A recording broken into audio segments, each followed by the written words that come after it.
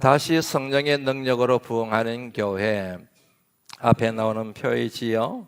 논의 말씀드린 것처럼 2025년 새해 하나님께서 우리 바람반석교에 주신 축복의 메시지인 동시에 우리 모두가 다 함께 올 한 해 동안 실험하며 풀어가야 할 과제이기도 합니다. 하나님의 뜻을 생각하며 다시 한번 같이 한번 읽어보고 넘어갈까요? 시작. 다시 성령의 능력으로 부흥하는 교회. 그동안 이 진술에 나오는 중요한 세 가지 표현, 다시라는 표현과 성령의 능력과 그리고 부흥에 대하여 함께 생각을 나눴습니다. 그리고 지난 주일부터는 마지막에 나오는 교회라고 하는 표현을 가지고 교회에 대하여 함께 생각을 나누기 시작했습니다. 교회란 무엇인가? 교회란 무엇이어야 하는가? 의외로 교회를 다니는 사람 가운데서도 교회란 무엇인가? 교회는 무엇이어야 됩니까? 라고 질문하면은 빠르게 대답하는 사람, 정확하게 대답하는 사람을 만나기가 쉽지 않은 것 같습니다. 교회를 헬라어로 에클레시아라고 하는 것은 다 알고 계시지요? 교회를 헬라어로 에클레시아의 우리말 번역이 교회가 되는 것입니다. 교회 에클레시아의 뜻을 한마디로 말씀드리면 거룩한 성도들의 모임, 건물이 아닙니다. 빌딩이 아닙니다. 거룩한 성도들의 모임을 일러서 교회 에클레시아라고 그렇게 표현합니다. 이 모임에 핵심 가치가 있습니다. 그것은 바로 교제입니다. 크게 두 가지 교제가 있습니다. 첫째는 하나님과의 교제입니다. 하나님과의 최고의 교제 현장이 바로 이처럼 저와 여러분들이 하나님 앞에 드리는 예배입니다. 예배란 뭔가? 하나님과의 교제 현장이라 그렇게 생각하고 정리하시면 되지 않을까 싶습니다. 그러므로 신앙 공동체인 교회는 최우선적으로 예배 공동체여야 합니다. 이에 대해서는 지난 주일에 함께 생각을 이미 나누었습니다. 또 다른 교제가 있습니다. 그것은 바로 성도의 교제입니다. 방금 전에 저와 여러분들이 사도신경을 고백했지요. 말미에 이런 내용이 옵니다. 나는 성령을 믿으며 거룩한 공교회와 성도의 교제와 죄를 용서받는 것과 몸의 부활과 영생을 믿습니다. 성도의 교제가 신앙 고백에 나옵니다. 사도신경에 나옵니다. 이것은 앞서 나오는 삼위일체 하나님에 대한 고백과 더불어서 반드시 성도의 교제가 우리의 신앙의 고백이 되어야 함을 알 수가 있습니다. 이것은 다시 말씀드리면 성도의 교제가 교회나 개인의 신앙생활의 본질적인 측면, 다시 말씀드립니다. 성도의 교제가 그냥 해도 되고 안 해도 되는 격가지가 아니라 반드시 해야만 되는 교회와 신앙생활의 본질적인 측면이어야 함을 이 사도신경의 고백을 통하여 우리가 깨닫게 되는 것이지요. 성도의 교제를 인정하지 않습니다. 귀찮아 여깁니다. 그 가치를 인정하지 않습니다. 성도의 교제를 멀리합니다. 혼자서 신앙생활 하기만 합니다. 그것은 여러분 굉장히 위험합니다. 건강하지 못합니다. 성도의 교제를 강조하지 않는 교회도 건강하지 못합니다. 성도의 교제를 멀리하는 개인이나 교회 공동체는 큰 신앙의 위기에 처해 있다라고 말해도 과언이 아닐 정도로 사도신경은 명확하게 우리 신앙 고백의 한 측면으로 성도의 교제를 마음에 두어야 함을 알 수가 있습니다. 여기서 또 다른 질문이 생기지요. 성도의 교제란 무엇인가? 교회 안에서 일어나는 성도의 교제는 무엇이어야 하는가? 성도의 교제를 헬라어로 코이노니아라고 하는 것은 알고 계시지요? 코이노니아라고 얘기합니다. 코이노니아 그러면 대개의 성도들은 이렇게 함께 만나서 커피를 마시며 소소하게 대화를 나누거나 함께 활동을 하거나 함께 게임을 하거나 함께 재미있는 활동을 함으로 서로 친밀한 관계를 유지하는 것, 그런 측면만을 생각합니다. 틀린 것은 아닙니다. 그러나 성경이 말하고 있는 성도의 교제의 본질을 설명하는 표현은 아닙니다. 그러면 성경 말씀에서 성도의 교제라고 말할 때 성도의 교제의 본질, 코이노니아의 본질은 무엇인가? 크게 두 가지 측면이 함께 있어야 됩니다. 첫 번째는 동반자적 관계, 영어로는 파트너십입니다. 동반자적 관계라는 의미가 있어야 됩니다. 두 번째는 공유하다, 공유되었음, 함께 공유하는 것, 이것이 그 다른 측면입니다. 공유하는 거예요. 시간을 공유합니다. 활동을 공유합니다. 삶을 공유합니다. 공유되어 있습니다. shared needs 라고 그렇게 표현을 합니다. 쉽게 말씀드리면 서로 다른 두 사람이 서로 다른 두 사람이 함께 삶을 공유하는 것, 하나의 삶을 공유하는 것, 이것을 일러서 성경에서는 코이노니아, 성도의 교제라고 얘기한다는 것입니다. 여러분들 우리가 잘 아는 것처럼 우리가 믿는 바대로 하나님께서 아담을 먼저 지으셨습니다. 그런데 홀로 사는 그의 모습이 좋지 않게 보였습니다. 그리하여 하나님께서 그를 위하여 돕는 배필을 지으셨지요. 하와입니다. 여자입니다. 아내입니다. 또 다른 사람입니다. 그리하여 함께 더불어 살아가게 하셨습니다. 이것은 하나님이 지으신 사람이 상호 관계 속에서 살아가는 사회적인 존재로 지원받았음을 의미합니다. 다시 말씀드립니다. 하나님이 아담을 지으시고 그 옆에 그의 아내 하와를 주신 것은 사람이 혼자서 살아가는 존재가 아니라 함께 더불어 살아가는 상호 관계 속의 존재요, 사회적인 존재로 하나님이 지으셨음을 의미한다는 것입니다. 이유는 간단합니다. 바로 인간을 지으신 하나님이 사회적인 존재이시기 때문입니다. 창세기 1장 26절 말씀 한번 보시겠습니까? 성부 하나님이 이렇게 말씀하세요. 우리가 우리의 형상을 따라 우리가 우리의 모양대로 우리가 사람을 만들자. 우리라는 표현이 나옵니다. 바로 삼위일체 하나님을 지칭하고 있는 표현입니다. 이 표현을 통하여 우리는 삼위일체 하나님이 서로 대화를 나누시고 서로로 교제를 나누고 있음을, 서로 대화를 나누시고 서로 교제를 나누고 있음을 이 표현을 통하여 알 수가 있습니다. 성자 하나님, 성령 하나님을 제쳐놓고 성부 하나님이 나 인간 지을 거야, 너희들 그래 학교 따라와, 이게 아니란 얘기지요. 우리가 우리의 형상을 따라 우리의 모양대로 우리가 사람을 만들자. 대화를 나누십니다. 교제를 나누십니다. 맞습니다. 삼위일체 하나님은 창세 이전부터 성부 하나님, 성자 하나님, 성령 하나님으로 인격적인 교제를 나누신 분이심을 알 수가 있지요.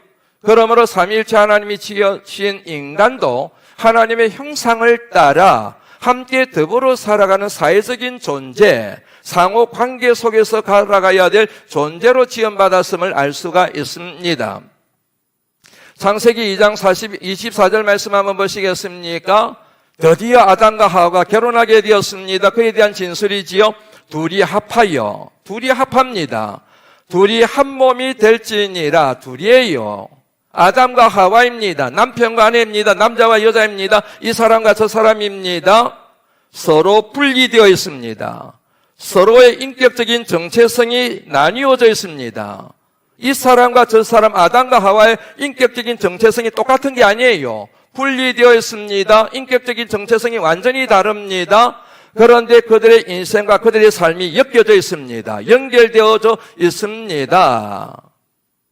분리되어 있는데 분리된 채로 있는 것이 아니라 그들의 인생과 그들의 삶이 하나님의 원리에 의하여, 창조 원리에 의하여 하나가 됩니다. 연결됩니다. 커넥션 됩니다.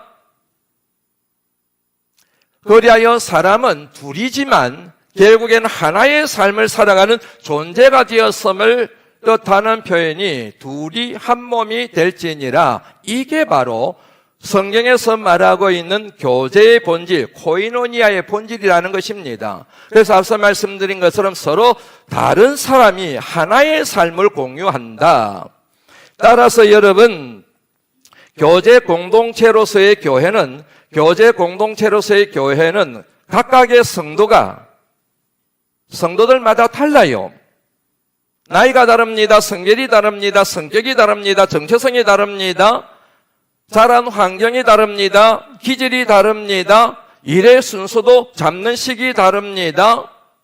저마다 다른 사람들이 주께서 피로 값주고 세우신 교회라고 하는 공동체 안에서 함께 삶을 나누고 함께 삶을 공유하고 함께 삶을 살아가고 함께 파트너십, 동반자적 관계를 이루는 것이 바로 교회여야 하며 그때 하나님의 교회가 진정한 하나님의 교회가 될 수 있다는 뜻입니다.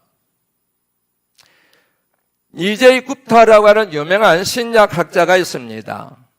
이분이 신약에 나오는 교제, 코이노니아의 의미를 설명하기 위하여 그 뿌리를 구약에서 찾게 됩니다.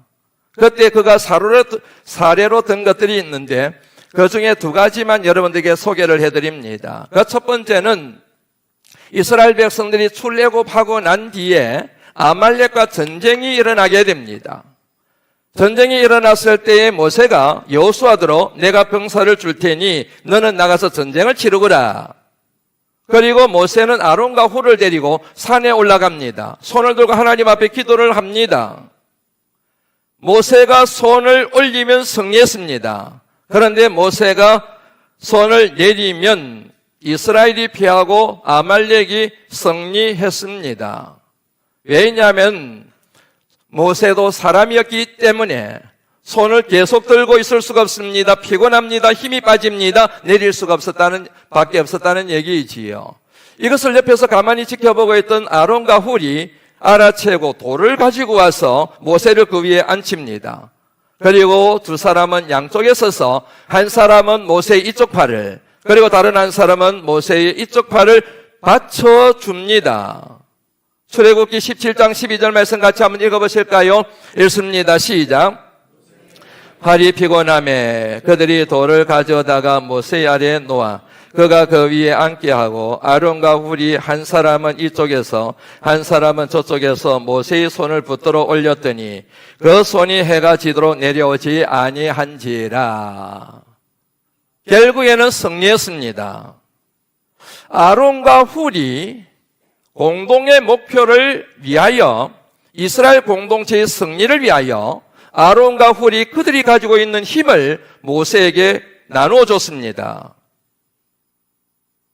아론과 훌이 그들의 힘으로 모세의 양쪽 팔을 받쳐주었습니다.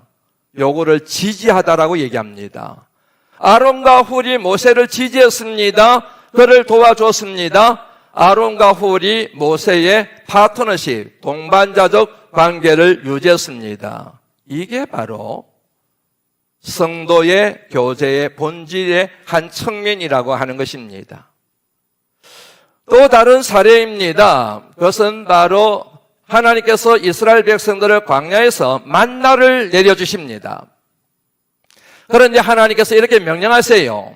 한 사람당 하루 먹을 침만 거두어 가거라. 욕심 부리지 마라. 첫날 만날 먹을 것처럼 만나를 몽땅 거둬서 가지 말고 한 사람이 일일 양식만 딱 거둬서 가거라. 그리고 나머지는 다 두거라. 아이, 하나님이 왜 이런 명령을 내리셨을까요? 풍성하신 하나님이지 않습니까? 차고 넘치도록 채워주시는 하나님이신 줄 여러분들 믿으시지요? 그런데 하나님은 마음껏 가져가거라. 내가 누구냐? 전능하신 하나님이지 않느냐? 마음껏 줄 테니 배 터지게 먹어도 좋아. 가져가거라. 쏟아붓고 또 쏟아부어 줄 테니 이러면 얼마나 좋습니까? 그런데 하나님이 만나를 내리시고 난 뒤에 딱 1인당 5멜씩 하루치 분량만 거두어 가거라. 의문이 생겨요. 왜 하나님께서 개인마다 1일 양식만 거두어 가도록 하셨을까? 출애굽기 16장 16절 말씀 같이 한번 읽어보시겠습니다. 시작.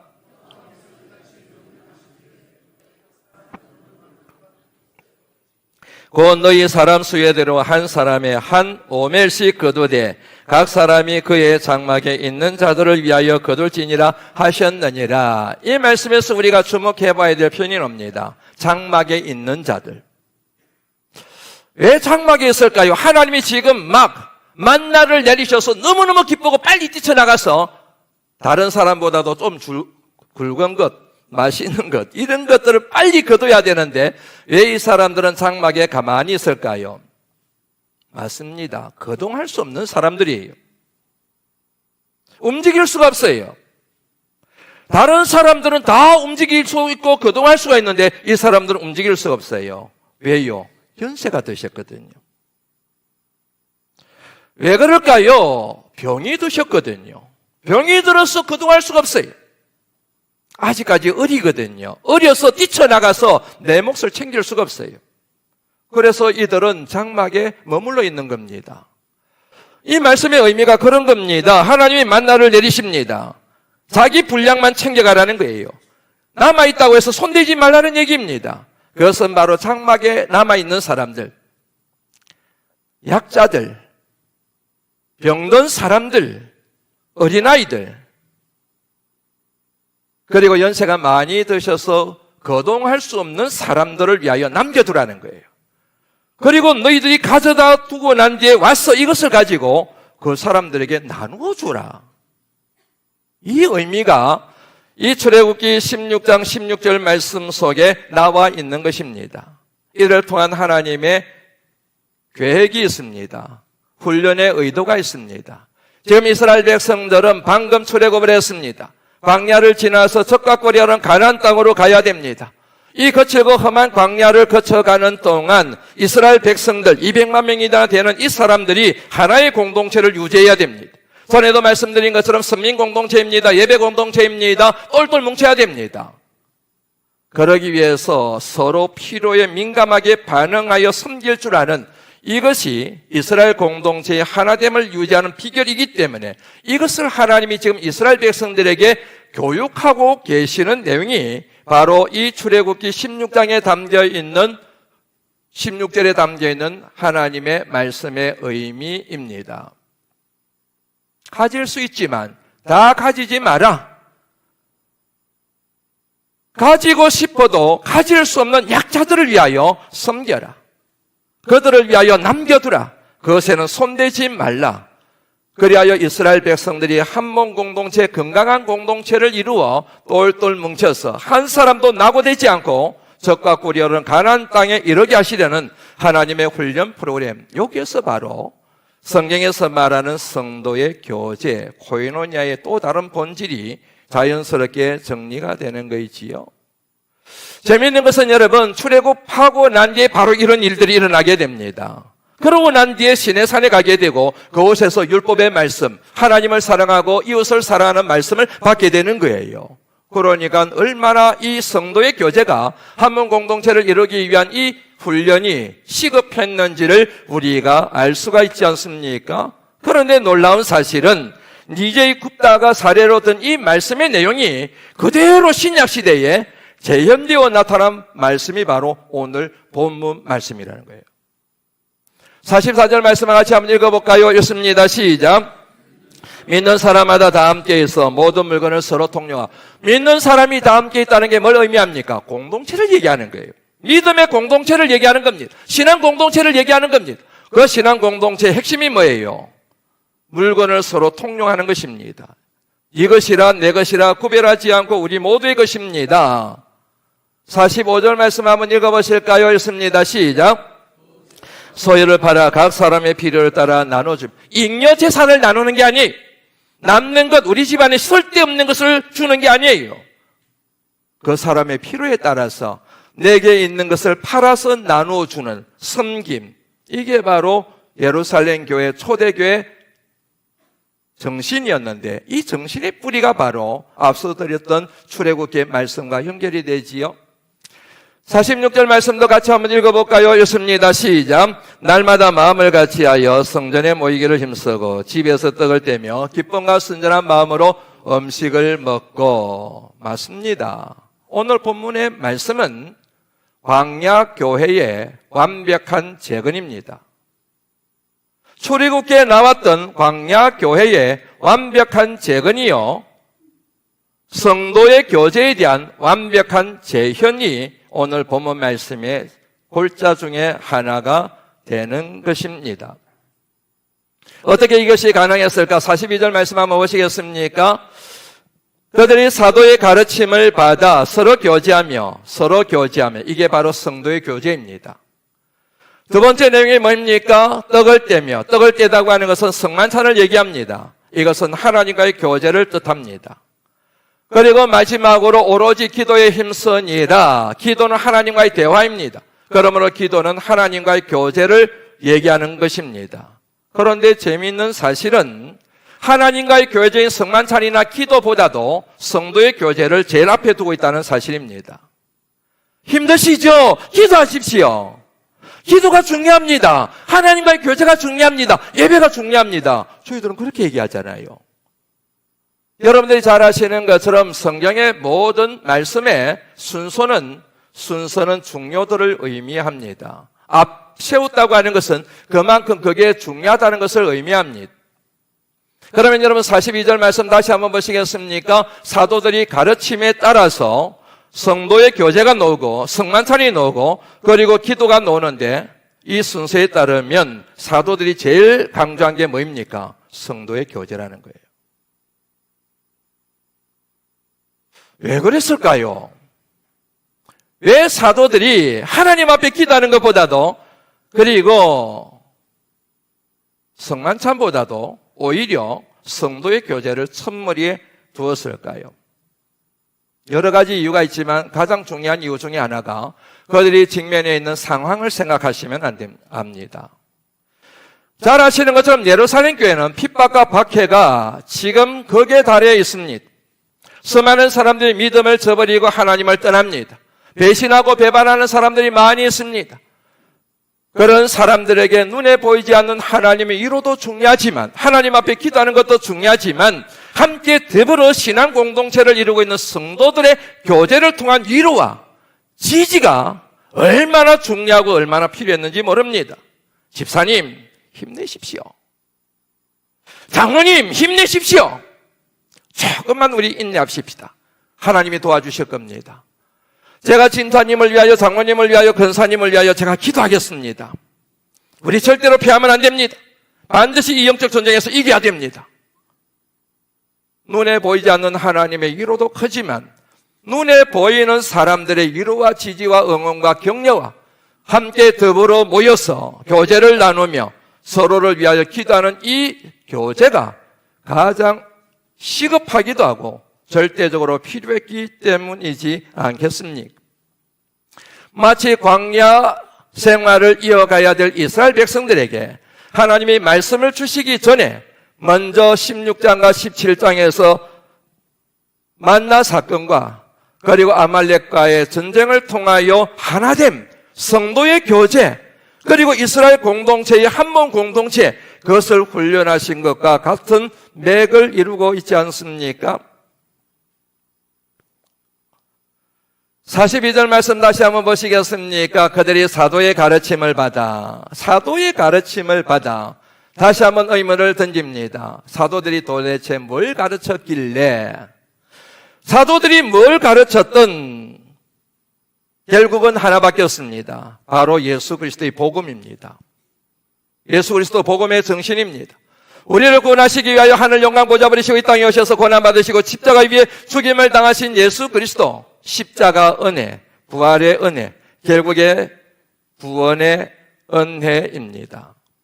이 같은 구원의 은혜를 받은 사람은 필연적으로 성도의 교제를 중요시 여길 수밖에 없습니다. 한번 확인하고 넘어갈까요? 사도행전 4장 33절 말씀 같이 한번 읽어볼까요? 읽습니다. 시작. 너로 주 예수의 부활을 증언하니 무리가 큰 은혜를. 사도들이 증언한 게 뭐입니까? 예수 그리스도의 부활입니다. 부활은 뭘 전제하고 있습니까? 이 땅에 오심과 고난받으심과 죽으심과 멸시당하심이 전제되어 있는 내용이지 않습니까? 복음을 전한 거예요. 그 복음을 듣고 말씀 끝에 보시면 아시겠지만 그 말씀을 듣는 모든 사람들이 뭘 받았습니까? 큰 은혜를 받았습니다. 은혜를 받은 그들의 반응이 이어서 나오게 되지요. 34절 한번 읽어볼까요? 읽습니다. 시작. 그 중에 가난한 사람이 없으니 이는 밥과 집 있는 자는 팔아 그 판가스의 값을 가져다가 사도들의 발 앞에 두었더니 사도들이 각 사람의 필요에 나누어 주었더라. 은혜의 결과예요. 십자가 은혜의 결과예요. 부활의 은혜를 깨달은 삶의 마땅한 결과입니다. 그래서 여러분에게 종종 소개해드리고 거의 귀에 못이 박히도록 소개해드렸지요. 시편 116편 12절 말씀, 내게 주신 모든 은혜를 내가 여호와께 무엇으로 보답할까? 주님의 십자가 은혜, 구원의 은혜가 너무너무 감사해서 주님 이 은혜 내가 어떻게 보답하면 되겠습니까? 하나님, 제가 숨기겠습니다. 재산을 팔겠습니다. 제 소유를 팔겠습니다. 사람들의 필요에 나눠주겠습니다. 그러면서 자연스럽게 초대교회 고난, 핍박, 박해 이 모든 것을 이겨내는 거룩한 동력 만든 성도의 교제가 이루어지게 된 것입니다. 그래서 여러분 이와 관련하여 구약의 대표적인 말씀이 이렇게 나오지요. 형제가 연합하여 동감이 어찌 그리 선하고 아름다운고. 3절로 건너뜁니다. 거기는 어디입니까? 형제가 연합하여 동거하는 자리, 바로 거기서 여호와께서 복을 명하셨나니 곧 영생이로다. 형제가 연합하는 자리, 동거하는 자리, 하나님 앞에 예배 드리는 자리, 형제가 연합하여 성도의 교제의 자리가 바로 하나님이 우리에게 복을 주시는 축복의 현장임을 이 말씀을 통하여 알 수가 있는데, 이 말씀이 주님에 의해서는 이렇게 재해석이 되었지 싶습니다. 마태복음 18장 20절 말씀입니다. 같이 한번 읽어볼까요? 읽어갑니다. 시작. 두세 사람이 내 이름으로 모인 곳에는 나도 그들 중에 있느니라. 숫자가 다가 아니에요. 두세 사람이 모여도 그 가운데 예수님의 이름이 있습니다. 예수님의 정신이 있습니다. 십자가 은혜가 있습니다. 그러면 그 가운데 주님이 천군 천사를 대동하여 우리와 함께 하실 줄로 믿습니다. 광고 시간에 말씀드린 것처럼 다음 주부터 셀 모임이 본격적으로 가동되기 시작합니다. 셀 모임은 하나님께서 우리에게 허락하신 성도의 교제의 현장입니다. 셀 모임을 통하여 우리는 은혜를 나누고 말씀을 나누고 기도를 나누게 될 것입니다. 셀 모임을 통하여 서로 지지하고 응원하고 격려하고 기도하는 아름다운 교회 공동체를 이루게 될 것입니다. 그 모임을 통하여 우리는 광야와도 같이 힘들고 거친 이 세상을 살아가는데 필요한 힘과 능력과 지혜를 얻게 될 것입니다. 이 셀 모임이 바로 우리에게 주신 이 같은 의미를 생각한다고 한다면 셀 모임, 성도의 교제의 현장을 무시하거나 그 가치를 인정하지 않거나 그 모임을 멀리하고 사는 것이 우리에게는 얼마나 부당한 일인지, 얼마나 큰 손해가 되는지 여러분들은 충분히 이해하시고도 남음이 있을 겁니다. 혼족 시대입니다. 혼밥 시대입니다. 저마다 혼자 살아가고 있습니다. 혼자서 그냥 예배드리고 혼자서 방송으로 예배드리고 혼자서 와서 예배드리고 조용히 집에 가버리시고 좋습니다. 그렇게 하지 않는 사람들에 비하면 여러분들은 잘하시는 겁니다. 그럼에도 불구하고 여러분, 하나님께서 우리에게 허락하신 성도의 교제의 현장을 우리가 멸시하고 무시하고 멀리하고 신앙생활한다고 한다면 마치 집을 지을 때 기둥 하나를 빼놓고 집을 짓는 것만큼이나 우리에게는 불행한 일이 될 수 있다는 사실을 깨달으시면 얼마나 좋을까 하는 생각을 이 말씀을 묵상하면서 해보게 됩니다. 셀 모임을 통하여 우려되는 문제가 있을 수가 있습니다. 셀 모임을 통하여 상처를 받은 경험도 있을 겁니다. 아무리 그렇다 하더라도 이 같은 성도의 교제 현장을 통하여 주시는 하나님의 은혜에 비할 바가 되겠습니까? 하나 더 여러분들에게 말씀을 드리고 말씀을 마무리하려고 합니다. 그것은 바로 샬롬의 인사를 나누는 것입니다. 교제의 핵심은 인사입니다.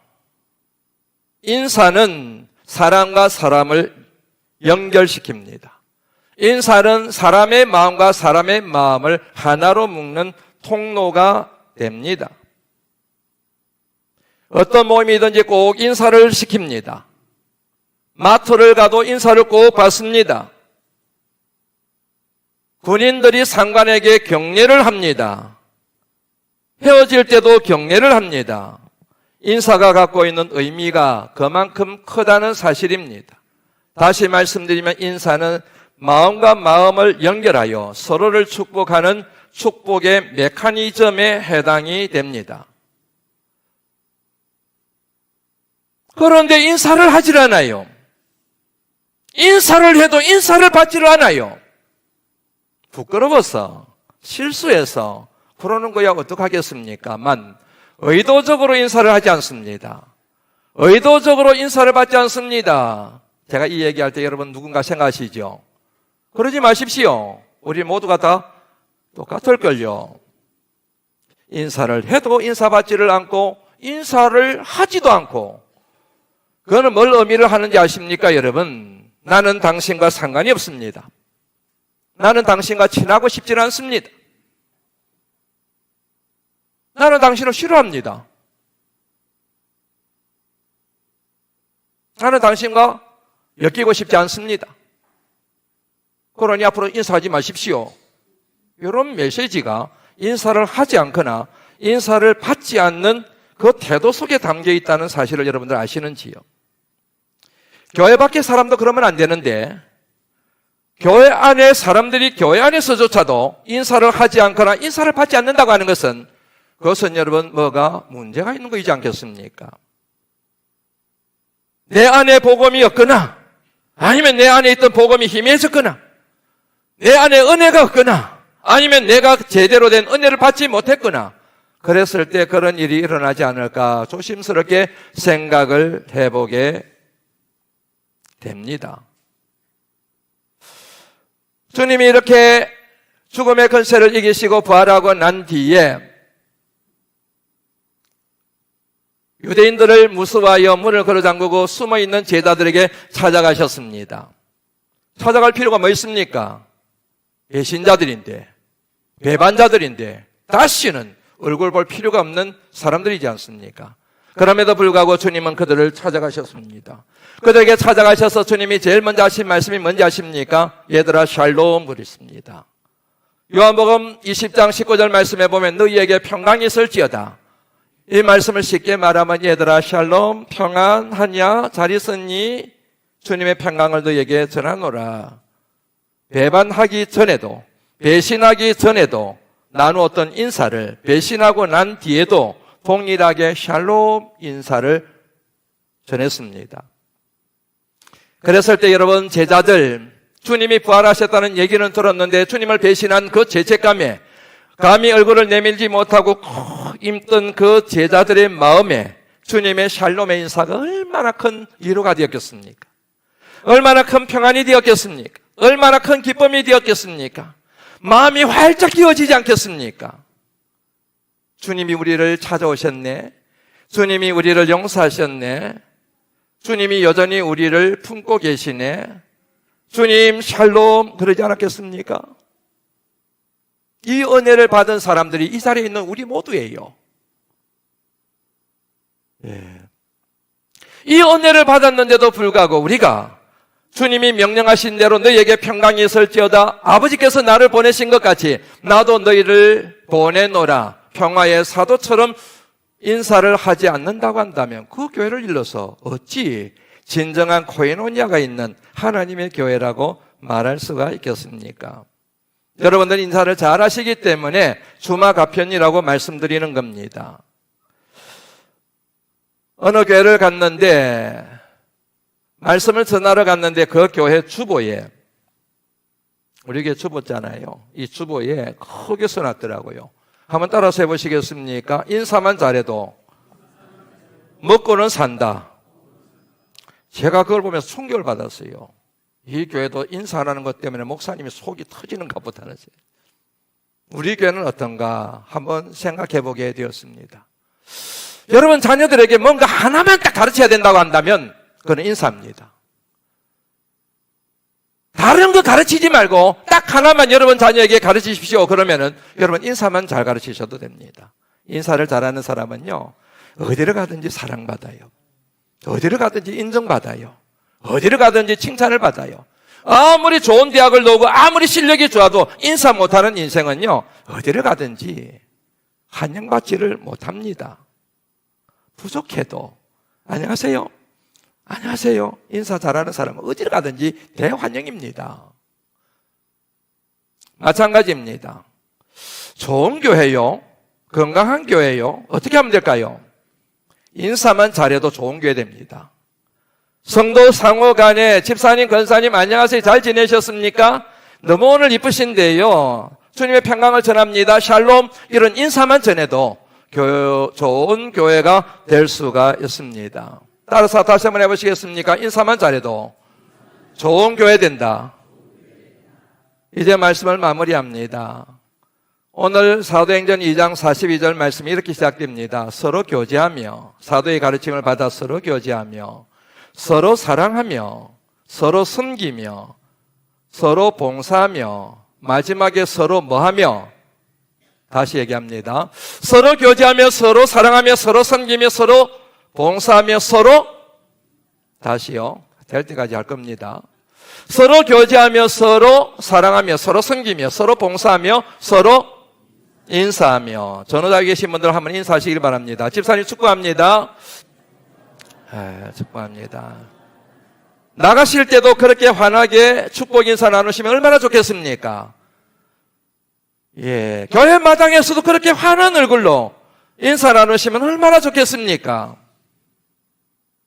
우리 바라반석교회가 이처럼 서로 교제하며, 서로 사랑하며, 서로 섬기며, 서로 봉사하며, 서로 인사 잘하는 그런 바람반석교회 우리 교회가 되기를 주의 이름으로 축원합니다.